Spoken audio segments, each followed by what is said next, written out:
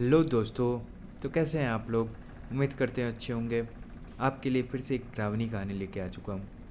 तो इस कहानी का नाम है ब्रह्म डावनी, जिसको हम लोग काली चुड़ैल या खूनी चुड़ैल भी कहते हैं। तो चलिए कहानी को स्टार्ट करते हैं। हर तरफ अंधेरा ही अंधेरा था। एक भयानक सन्नाटा पसरा था। नमन आंखें बंद किए कांपता हुआ पागलों की तरफ सिर्फ दौड़ा जा रहा था। उसे कुछ भी समझ में नहीं आ रहा था कि उसके साथ हो क्या रहा है। मानो वो रात के घोर अंधेरे में फंसता जा रहा है, जिसकी सुबह होना असंभव है। नमन रोशनी की आस में डर के मारे थक के पैरों का दर्द नज़रअंदाज कर भागा जा रहा है। नमन की हिम्मत नहीं पड़ रही थी कि आंखें खोलकर सामने का दृश्य देखे कि वो कहाँ है। देर तक दौड़ते रहने से अब उसे चक्कर आने लगे थे। वो बिल्कुल थक के चूर हो चुका था। उसको कदम बढ़ाना भी मुश्किल पड़ रहा था। नमन की दौड़ने की गति भी धीमी हो चुकी थी। वो धीरे धीरे अपनी आंखें खोलने की कोशिश करने लगा। उसने आधी ही आंखें खोली और देखा वो एक नदी के ऊपर बने पुल पर है। मैं यहाँ क्या कर रहा हूँ? ये कौन सी जगह है? नमन मन ही मन इस तरह के कई सवाल खुद से ही पूछ रहा था। नमन को अंधेरे में बहुत ज़्यादा डर लग रहा था। उसे ऐसा लगता जैसे कोई डरावना चेहरा उसे घूर रहा हो। उसका गला सूख रहा था, हाथ के रोए खड़े थे। नमन वीरान सी जगह में सहमी नज़रों से घूरने लगा। डर से उसकी आवाज़ नहीं निकल रही थी, मानो किसी ने उसकी आवाज़ छीन ली हो। तभी किसी ने उसका गला पीछे से पकड़ा और धीरे धीरे पकड़ में कसने लगा। नमन का दम घुटने लगा, उसकी आंखें बाहर आने लगी। नमन अपना होश खोने लगा था, समझ नहीं पा रहा था। तभी उसने किसी तरह गले को छुड़ाने के लिए प्रयास किया, पर उसके गले पर जो हाथ था, नमन के धीरे से छूने पर नमन के हाथ में आ गया। सारा गला सा हाथ, जिसमें कई डरावने कीड़े रेंगते हुए नमन के हाथ पैर पर गिर पड़े। ये सब देखकर नमन जोर से चीखा, मगर ये क्या, उसकी तो आवाज़ ही गायब है। वो कुछ सोचता इससे पहले ही एक दूसरा हाथ गले को छोड़ उसके बालों तक पहुंचा। वो डरावना साया उसे बालों से पकड़कर पुल के नीचे ले गया।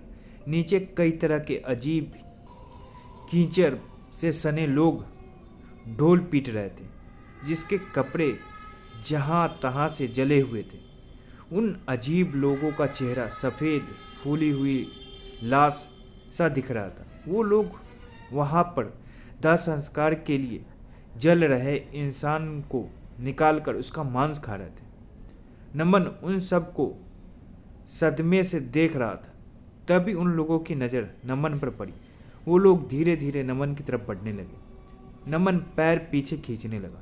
धीरे धीरे वो लोग नमन के एकदम नज़दीक पहुंच गए। नमन को कुछ गीला गोंद सा महसूस हुआ। वो जैसे ही नीचे झुका, उसने देखा कि उसे पता ही नहीं चला कि वो कब दलदल में जा पहुंचा है। नमन ने जब सामने देखा तो वो लोग गायब हो चुके थे।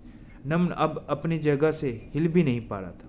वो जितना हिलता उतना ही अजीब गोंदनुमा चिपचिपे दलदल में धंसता जाता।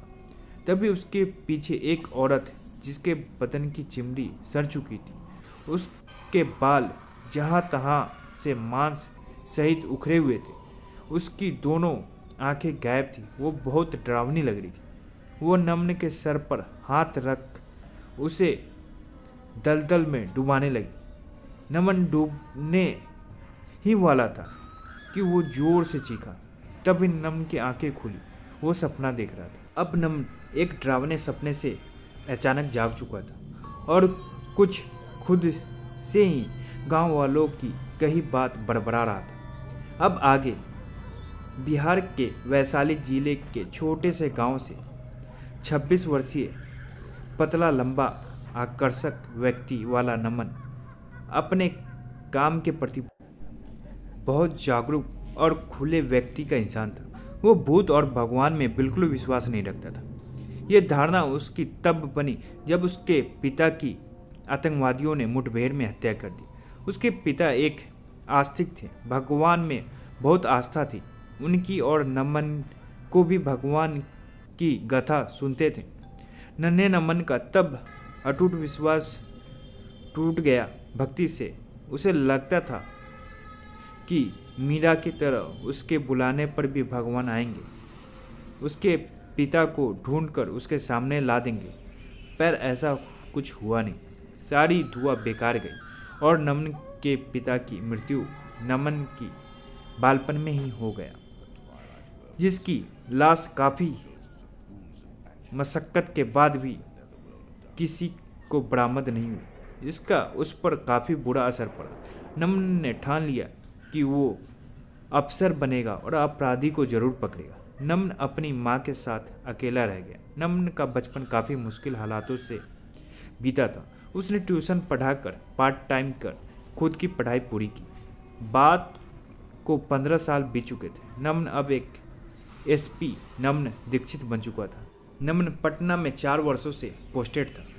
उसने कई अपराधी संगठनों को पकड़ा था, पर वो अब भी अपने पिता के हत्यारों को पकड़ना चाहता था। वो उनसे काफ़ी कोसों दूर था। वो पागलों की तरह अपने पिता के और उस अनजान आतंकवादी संगठन के बारे में क्लू इकट्ठा करता रहता था।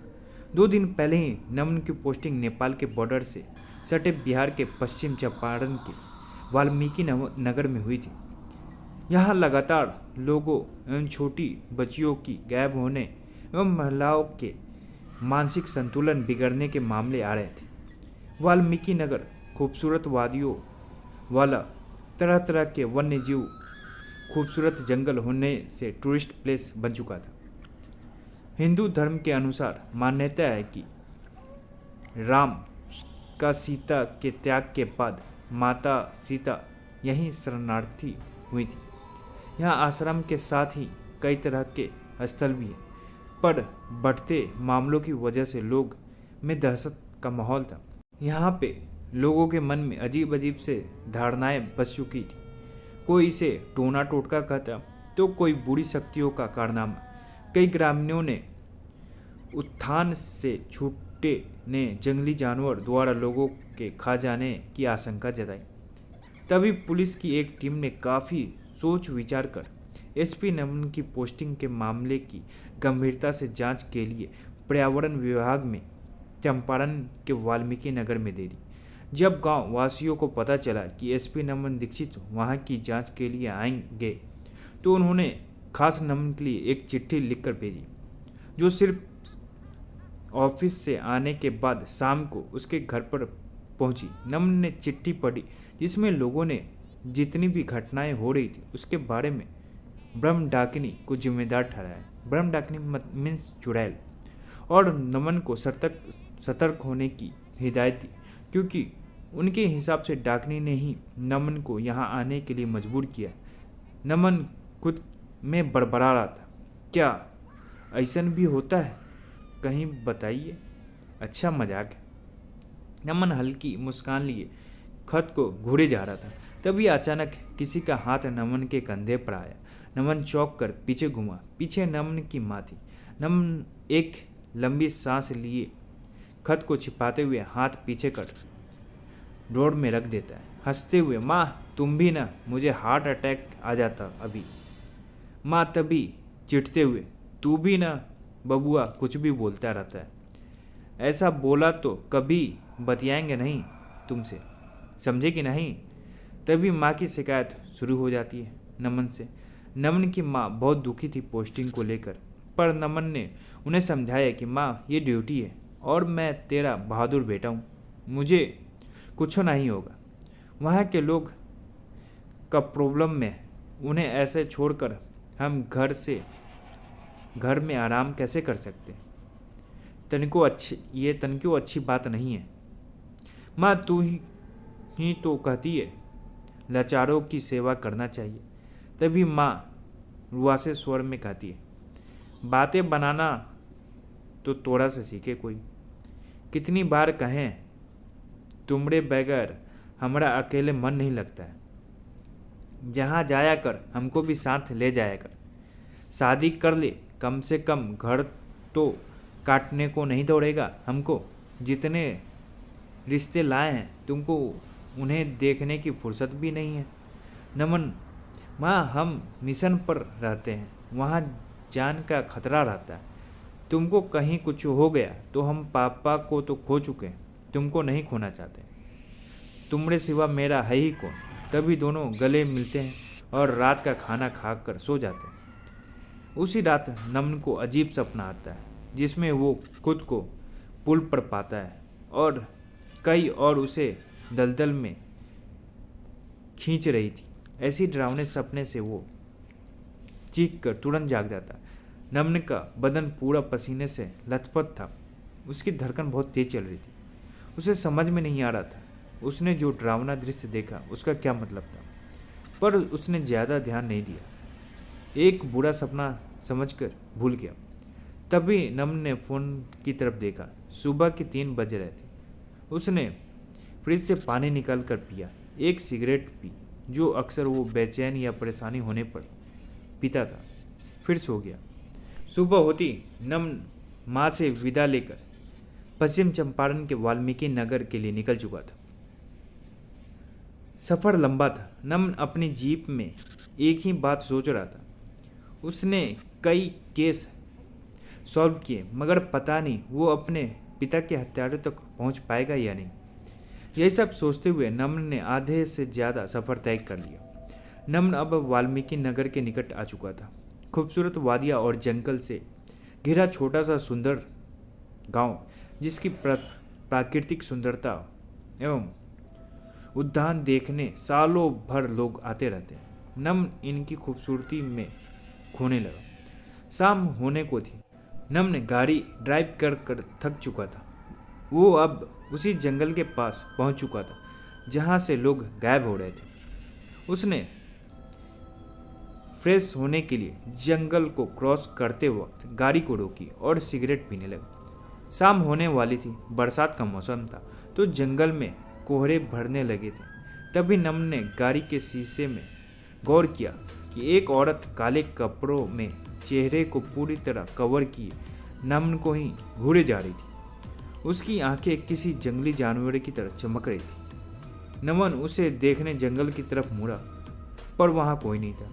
पर नमन वापस गाड़ी के शीशे में देखने लगा। वो आकृति नमन को अब भी घूर रही थी। बारिश की वजह से मिट्टी पर फिसलन थी। नमन गिरते पड़ते आकृति की दिशा में दौड़ा। नमन जंगल में उसका पीछा करने लगा। तभी वो आकृति अचानक उसके सामने आ गई। नमन ने एकदम शांत खुद को संभाला। उस आकृति को देखकर पहचानने की कोशिश करने लगा था। ये तो वही औरत है जो कल उसके सपने में दिखी थी। नमन बड़बड़ाया। अचानक उस औरत की दोनों आंखें गायब हो गई। वो बड़ा सा मुंह फाड़ कर बहुत जोर से चीखने लगी, जिससे नमन को ऐसा लग रहा था मानो उसके दिमाग की सारी नसें फट जाएंगी। नमन के नाक से खून आने लगा। वो किसी तरह नाक पर रुमाल लिए उस औरत की तरफ बढ़ा। तभी किसी ने नमन का पैर कसकर पकड़ लिया। नमन ने चिढ़ते हुए पैर की तरफ देखा। उसका पैर उसी समूह में से एक अजीब आदमी ने पकड़ा हुआ था, जो नमन के सपने में आकर उसके सामने लाश खा रहा था। एकदम फूला हुआ उसके बदन की सारी चमड़ी उतरी हुई थी। गले पर कई सारे कील ठुके हुए थे। उसकी आंखें निकाली जा चुकी थी। नमन ये सब देखकर बेचैन होने लगा। नमन ने घबराते हुए, थरथराते हुए उसकी नब्ज देखी। वो मर चुका था। नमन ने एम्बुलेंस और भी पुलिस फोर्स को फ़ोन किया। नमन हैरान हुए बॉडी को डरी हुई आंखों से घूरे जा रहा था। आखिर ये मरा हुआ है तो उसका पैर पकड़ा किसने? वो औरत तब तक गायब हो चुकी थी। वो कहाँ गायब हो गई और आगे क्या होने वाला था, ये जानने के लिए नेक्स्ट एपिसोड का इंतज़ार करें और लाइक, कमेंट एंड सब्सक्राइब करना ना भूलें।